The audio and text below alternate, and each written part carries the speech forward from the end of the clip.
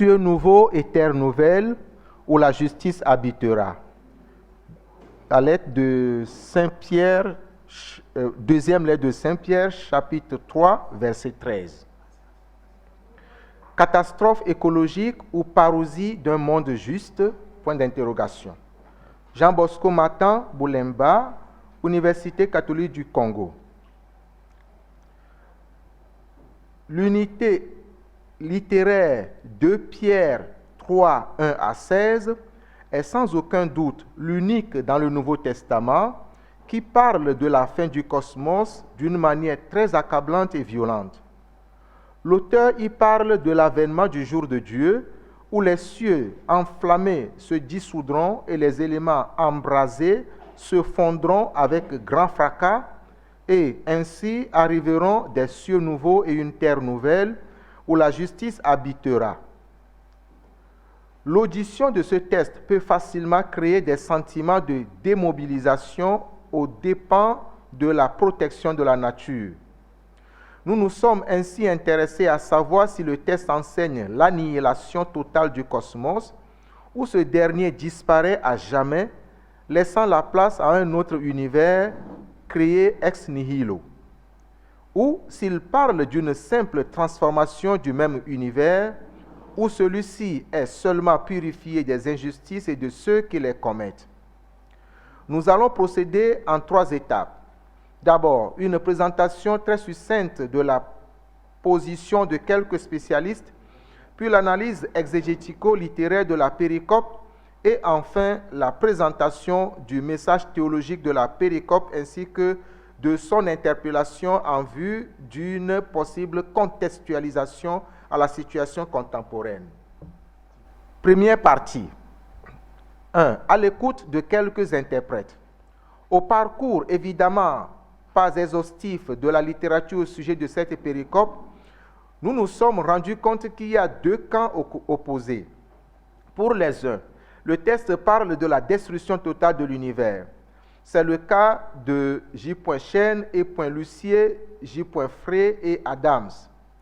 Pour eux, un tel scénario eschatologique impliquant la destruction de la terre et des cieux matériels, à la manière de la ekpyrosis des stoïciens, n'est guère de nature à inspirer une action pro-environnementale.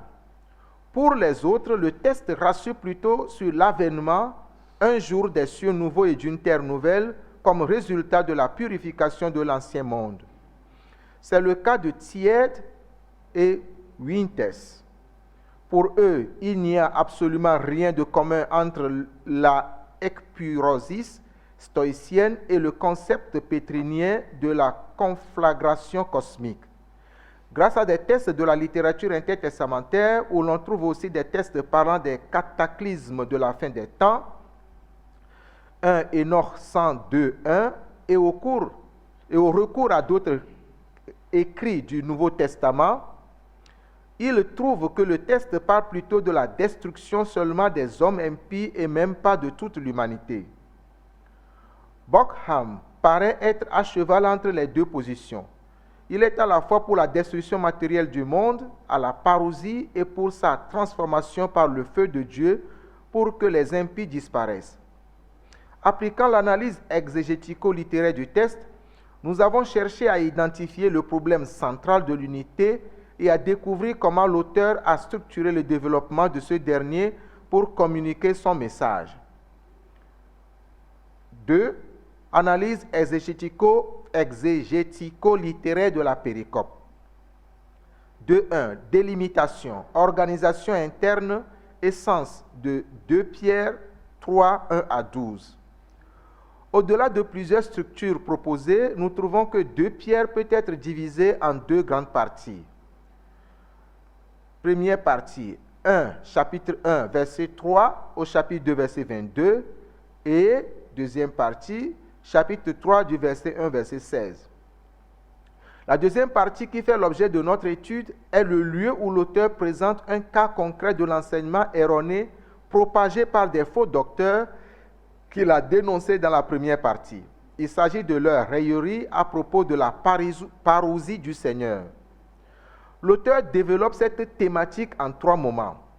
les versets 1 à 2, les versets 3 à 13 et les versets 14 à 16. Mises en rapport les unes aux autres, ces trois unités littéraires construisent une structure formelle de type A, B, A'.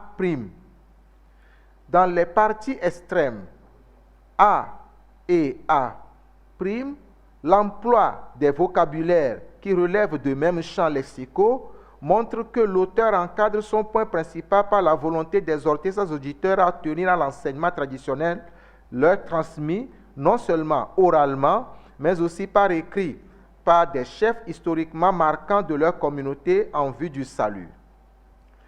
La partie principale, versets 3 à 13, où il aborde le problème proprement dit, est développée en 4 petites unités qui sont très liées entre elles au point qu'une structure formelle de type A, B, B', A' peut en être dégagée. Versets 3 à 4, A, versets 5 à 7, B, versets 8 à 10, B', et versets 11 à 13, A'. Dans les versets 3 à 4, l'auteur indique les 2 éléments qui composent les objections avancées par les rayeurs à propos de la parousie. 1. Une question sarcastique, verset 4b, pour estin, he, epagelia tes parousias autou. Et 2. La preuve de l'illusion de la dite parousie, verset 4c à b, et afhes gar, hoi, pateres, ekoimetezan, panta, hutos, diamenei, aparhes, tiseos. Les versets 5 à 7 et les versets 8 à 10 constituent les réponses de l'auteur à la question posée par les rayeurs et à la preuve qu'ils avancent pour leur questionnement, 4c à D. Enfin, les versets 11 à 13 ramassent ensemble les éléments de réponse présentés dans les versets 5 à 10 et en constituent la raison. Hutos, pour exhorter les auditeurs à se conduire de la manière opposée à celle des railleurs. De cette disposition bien structurée, on comprend que c'est le retard de la parousie qui est très problématique auprès des auditeurs et qui suscite des questions et sur son effectivité et sur la véracité de Dieu. Dès lors, on comprend que les paroles prédites par les saints prophètes dont il veut réactiver le souvenir auprès de ses interlocuteurs, qu'on fait verset 2b, doivent être ceux en rapport avec la parousie du Seigneur.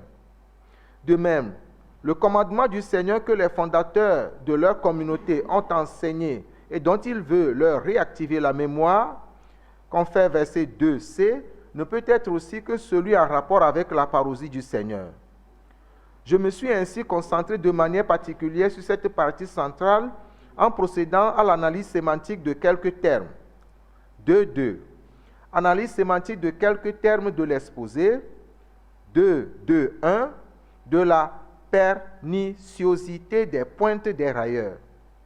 L'analyse révèle que la question posée par les railleurs, où est la promesse de sa parousie, renvoie le lecteur, l'auditeur à une question récurrente dans l'Ancien Testament, particulièrement chez les prophètes et dans les psaumes.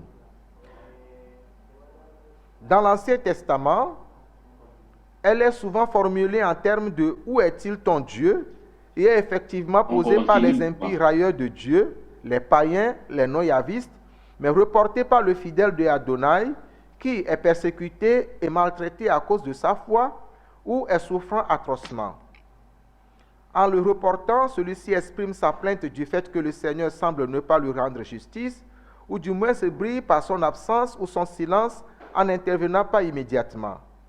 C'est donc une question fondamentale qui engage et ébranle les fondements de la foi, vu qu'elle est posée quand la souffrance est exagérée ou dure très longuement. La non-présence de Dieu, sa non-parousie, est ainsi en quelque sorte une accusation contre Dieu qui ne tiendrait pas ses promesses et laisserait triompher les opérateurs d'injustice. Le fidèle écrasé pose alors la question jusqu'à quand faut-il attendre? Confère Apocalypse chapitre 6, verset 10.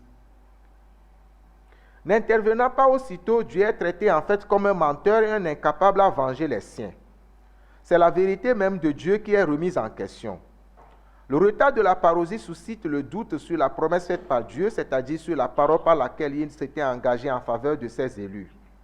On peut déjà comprendre pourquoi dans sa réponse, l'auteur de 2 Pierre va beaucoup insister aussi bien sur la parole de Dieu, tout théologos, versets 5 à 7, que sur le retard divin dans la réalisation effective de sa promesse, versets 8 à 10.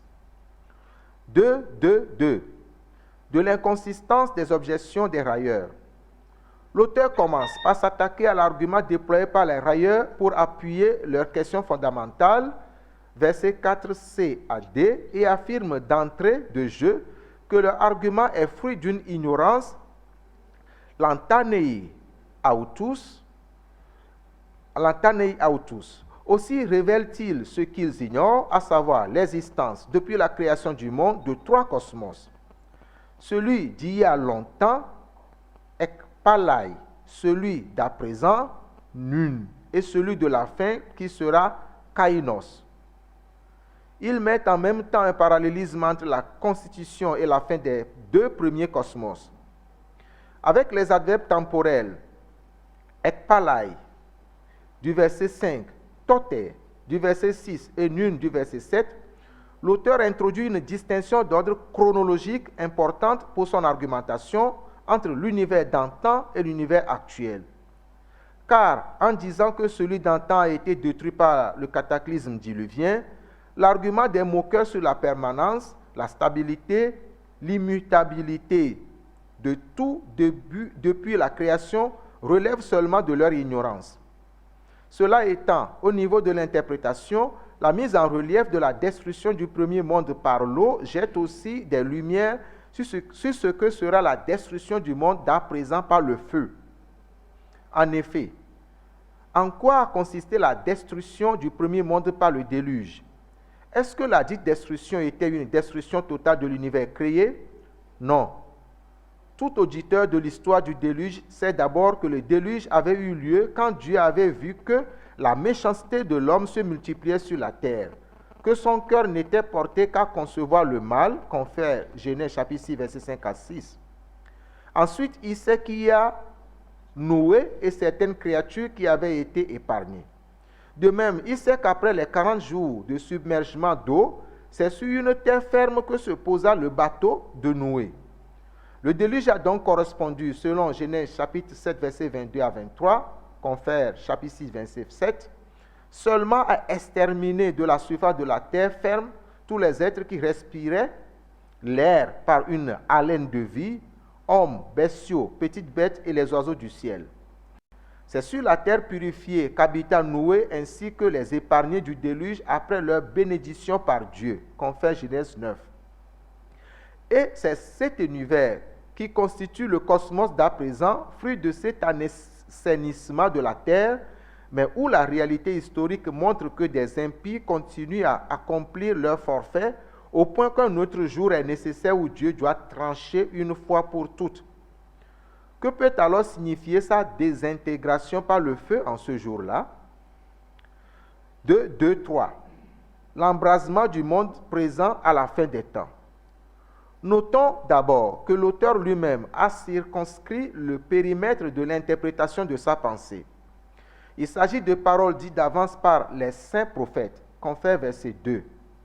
À notre avis, l'auteur indique que c'est dans le corpus prophétique qu'il a pu puiser l'idée d'un feu dévorant le monde en signe de l'avènement du jour du Seigneur et de sa justice et commencement d'un monde de vie éternelle avec Dieu où tout est conforme à la volonté divine.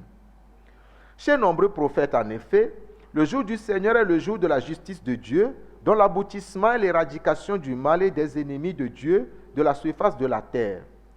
On peut mentionner Isaïe chapitre 30, verset 27, Joël chapitre 2, verset 3, 5, 10, Sophonie 1, 18, 3, 8.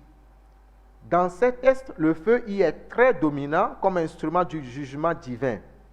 Sophonie, notamment, dit que ce sera le jour de la fureur du Seigneur, du feu de sa jalousie, où toute la terre sera dévorée, car il va faire l'extermination, et ce sera terrible, de tous les habitants de la terre. Sophonie chapitre 1, verset 18. Or, dans ce texte de Sophonie 1, 18, l'expression « toute la terre » est aussi précisée comme tous les habitants de la terre, tandis que le verbe « dévorer » en grec « katanalisko » est explicité comme « exterminer » en grec « zunteleian kai spoden poieo ».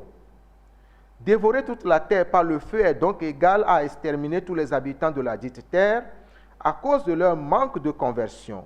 En conclusion, appliquée à la modalité de la fin du deuxième cosmos, l'expression « embrasement par le feu » devrait être considérée comme une forme de langage pour parler du fait d'enlever à jamais de la terre tous ceux qui commettent les injustices sans repentir. Confère 2 Pierre 2, 22. En fait, comme au déluge et même comme à Sodome et Gomorrhe, où seuls les justes furent sauvés. C'est ce que dit 2 Pierre en chapitre 3, verset 7 et chapitre 3, verset 10. Eis hemeran, chryseos kai apoleias ton asebon, anthropon, et kai ge kai ta en aute erga uk oirete zetai. 2, 2, 4. L'avènement des cieux nouveaux et de la terre nouvelle. Même l'utilisation de l'expression cieux nouveaux et terre nouvelle, kainus der, uranus, kaigen, kainen, kata, to epangelma, autu prosdokomen, trouve ses échos chez quelques prophètes.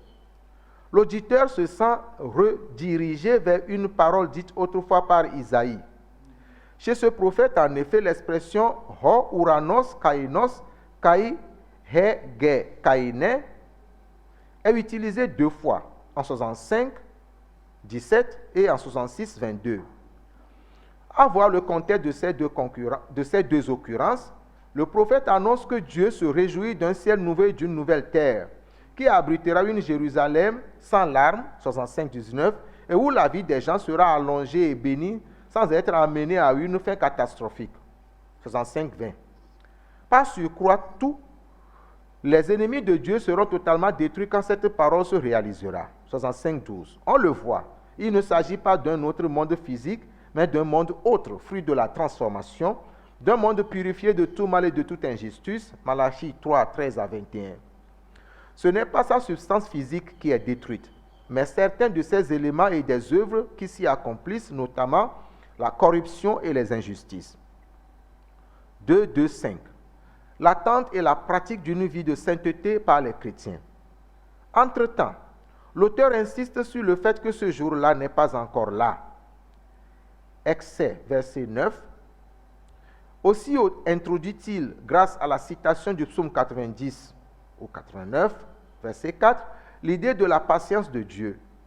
En complétant ce psaume par l'inversion de son contenu, l'auteur crée d'une part la sensation de relativisation du temps, de détemporalisation, et d'autre part la conviction de la souveraineté absolue de Dieu en matière des temps et des moments.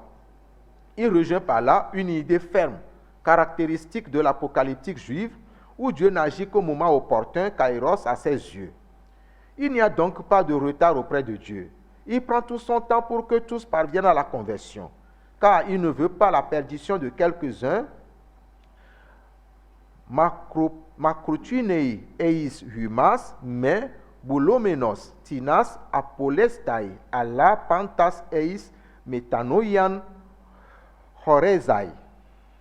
C'est pourquoi l'auteur utilise dans la micro-unité conclusive à la partie centrale, versets 11 à 13, le langage de l'attente et procède à une exhortation appropriée, encourageant les auditeurs à être des personnes au comportement et aux pratiques religieuses de sainteté. Potapus dei hyparchein humas en hagiais anastophais kai oisebeias. En fait, ils doivent se comporter autrement que les railleurs qui se conduisent selon leurs désirs charnels, confère verset 3, et aussi autrement que les impies qui seront jugés et détruits, confère verset 7. À des auditeurs qui ont été bien catéchisés par leurs missionnaires apôtres, ceci ne peut que rappeler les commandements intolés que le Seigneur et Sauveur donnait à propos du jour de son retour glorieux, Matthieu chapitre 24 à 25, et parallèle.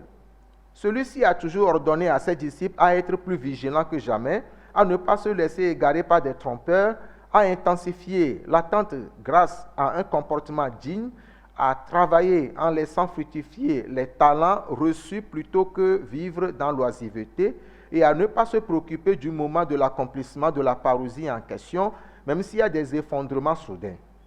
Ce même schéma est d'ailleurs déjà présent chez les prophètes, notamment dans Joël chapitre 2, versets 12 à 14.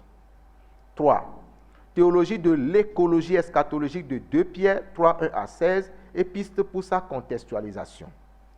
Que peut-on retenir comme message théologique de cette péricope pour l'écologie des derniers temps?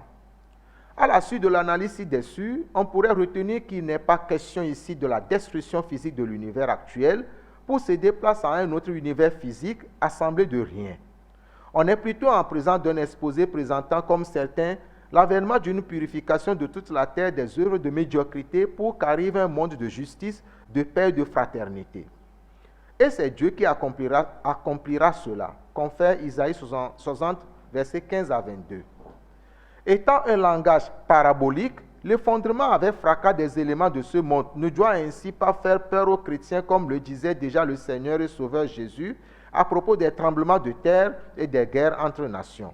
Confère Matthieu 24, 6 à 14 et parallèle.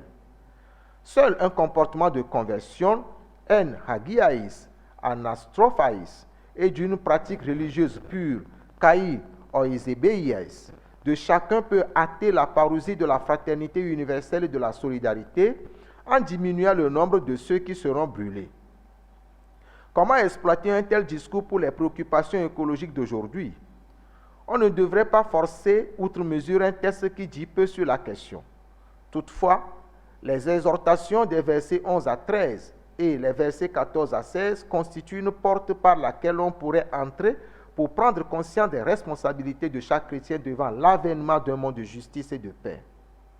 C'est de l'empressement qu'aura chacun de voir se réaliser en ce monde les promesses de Dieu grâce à la pratique d'une religion pure que dépendra la transformation des relations interpersonnelles et des relations avec la nature.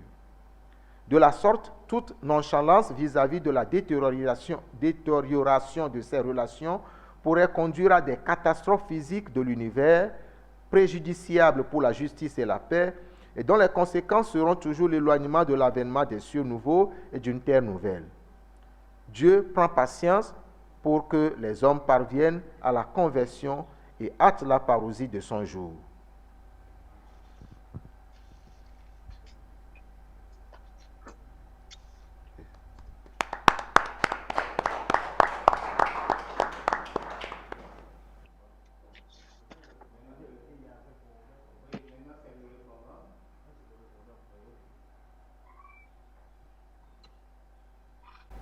Jean Bosco.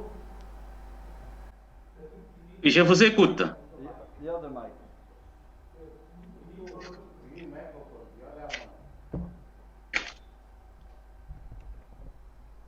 Oui, je vous écoute.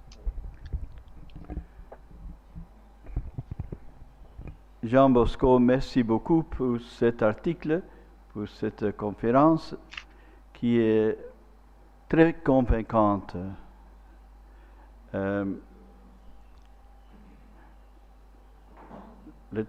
Shall I speak in English? That's right. Okay, no problem. Yes. As you remember, the article was divided into 3 steps. First, he surveys some of the views in the literature, and this helps him to see where the questions really are and what has been disputed. But then to give his answer to these questions that have been raised and that the text raises, he proceeds to a literary analysis a literary analysis, which is really making the answer clear. The key issue there is the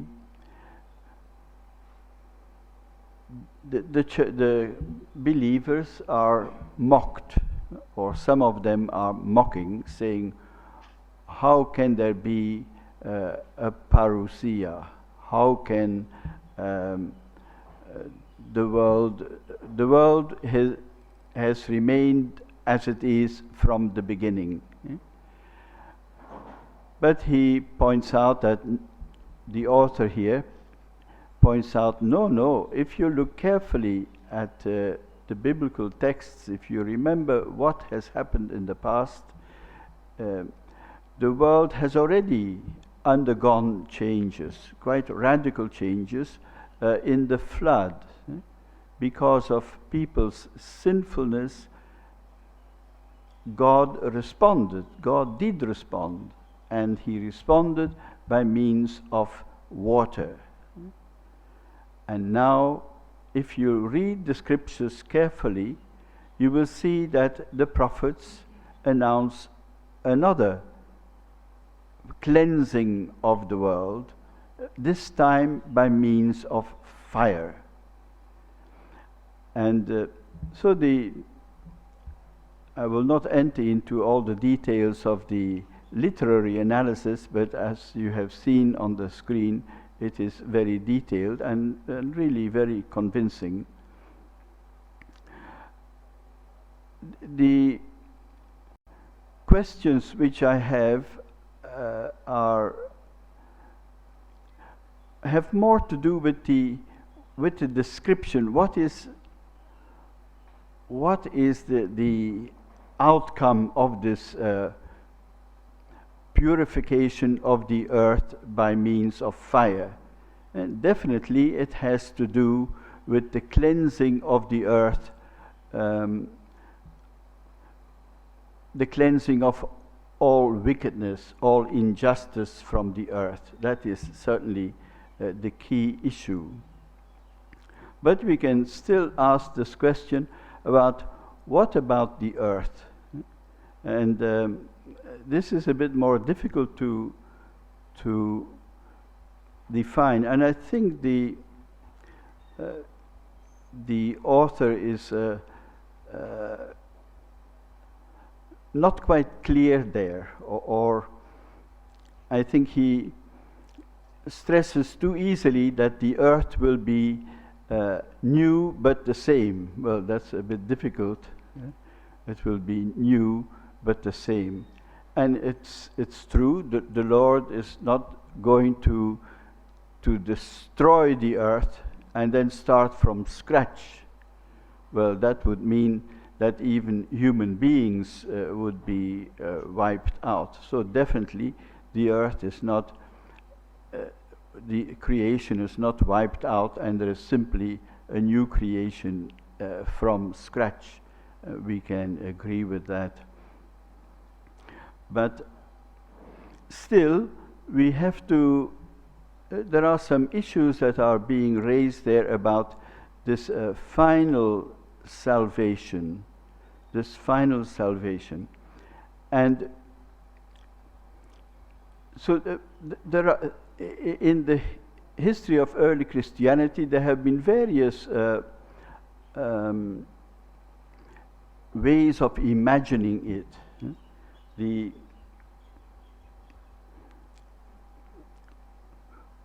One way of imagining it was the millenarian view.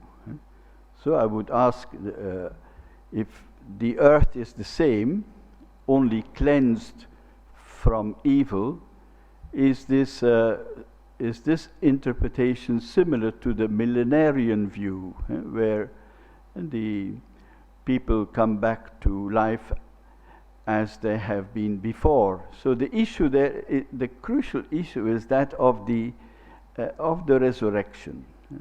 The resurrection raises quite a difficult issue there.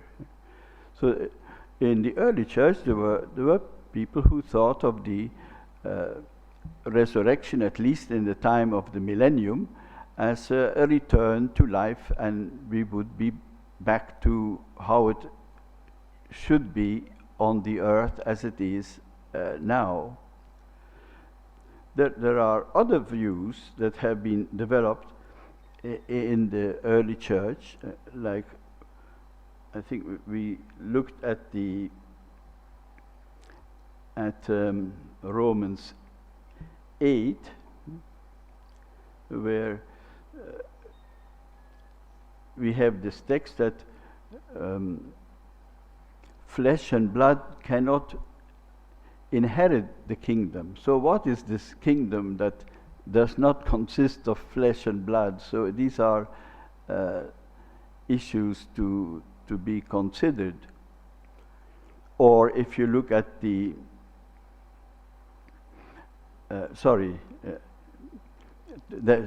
in Romans 8, that the world will share in the glory of the resurrection of Christ. So when we think of new creation, the new creation, Christ is the one, is the new creation, it seems. And to the extent that we belong to Christ, we belong to the new creation. So what does this say about the earth remaining the same? So these are some questions which remain and which I think are very difficult to answer, but I think we should keep them in mind as questions that cannot that easily be answered unless, Jean Bosco, you would like to add some light on these. Thank you once more very much for this wonderful, wonderful analysis of this very, very difficult and dramatic text. Thank you. Thank you. Thank you.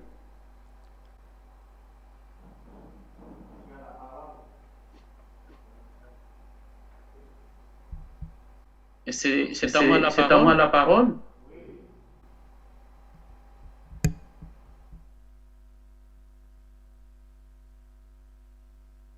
Allô? Allô? Répondant, le père de Coq. Oui, oui. Par rapport à ce qu'il vient de te dire, tu réagis avant qu'on ne passe la parole aux autres participants et participantes. Ça va, merci. Je pensais que celui qui distribue la parole allait me l'accorder. Bon, je voudrais avant tout d'abord m'excuser, mais c'était des problèmes techniques que je n'ai pas été là pour pouvoir effectivement présenter mon texte. Mais ce que je voudrais d'abord souligner, c'est le fait que je suis heureux d'être quand même en contact avec vous par cette voie, afin de montrer mon grand désir que j'avais de pouvoir participer à ce grand congrès qui se passe à Maurice. Bon, les choses ont fait que, ou Dieu a fait qu'il est disposé autrement. Je vous remercie pour tous vos messages de compassion et surtout pour vos prières à propos de ma santé. Bon, je peux dire que la santé évolue bien et j'ai confiance. Alors, je remercie aussi le collègue qui a lu mon texte, qui a fait ce qu'il pouvait pour que le texte soit non seulement audible, mais aussi intelligible. Je remercie Paul pour sa réponse qui a consisté plus aussi à des commentaires pour montrer comment la question traitée non pas par moi, mais plutôt par l'auteur de la deuxième lettre de Pierre est une question de grande envergure, une question difficile parce qu'elle concerne effectivement le problème du salut éternel, du salut final. Bon, il a mis en lumière certaines réponses qui ont été données dans l'Église primitive, et celles des deux Pierres peuvent être considérées comme une de celles-là. Bon, dans mon analyse, en fait, j'arrive à la conclusion que celle de 2 Pierre va un peu dans le même sens que la position de Paul dans la première aux Corinthiens au chapitre 15, et même ce que l'on trouve aussi dans l'Apocalypse de Jean, et qui consiste à montrer qu'en réalité, le concept de la résurrection avait connu quand même un certain développement. Et si dans la littérature juive, la résurrection, c'était d'abord la réanimation des cadavres. Bon, pour ceux qui ont été en Italie, ils peuvent aller voir les fresques que l'on trouve dans la cathédrale d'Orvieto, où on voit tous les morts qui reprennent leur chair, qui ressortent de leur tombe, et puis reviennent sur la terre, et alors il y a le jugement. Mais dans la lettre de Paul aux Corinthiens, plutôt au chapitre 15, il y a une certaine avancée parce que pour Paul, pour les chrétiens, ceux qui sont déjà chrétiens, la résurrection, c'est en fait le revêtement du corps qui est déjà transformé, du corps qui est déjà glorieux, à l'image de celui de notre Seigneur, qui a été le premier, donc qui est le premier Adam eschatologique, comme il le dit lui-même. Donc, la question de la nouvelle création pose la question que Paul a soulevée et finalement le sort de la terre, c'est quoi? Je pense que dans ce texte de 2 Pierre, et la notion de la nouvelle création, s'il faut maintenant résumer terre cieux nouveau et terre nouvelle comme étant un concept qui parle de la nouvelle création, c'est que justement c'est la terre ou l'état de vie où tout a été transformé, tout a été purifié, tout est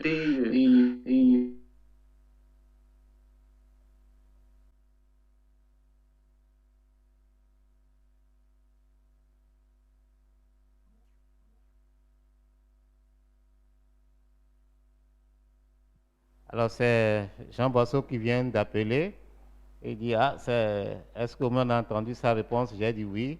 Il a dit que la connexion est partie et puis ça nous l'a laissé en vacances. Il demande quand même si vous avez des questions, ceux qui ont le WhatsApp de l'APK et ceux qui n'en ont pas encore, qui me donnent leur numéro WhatsApp, je mets ça là-dedans. Vous posez vos questions là-dessus et il vous répond. D'accord?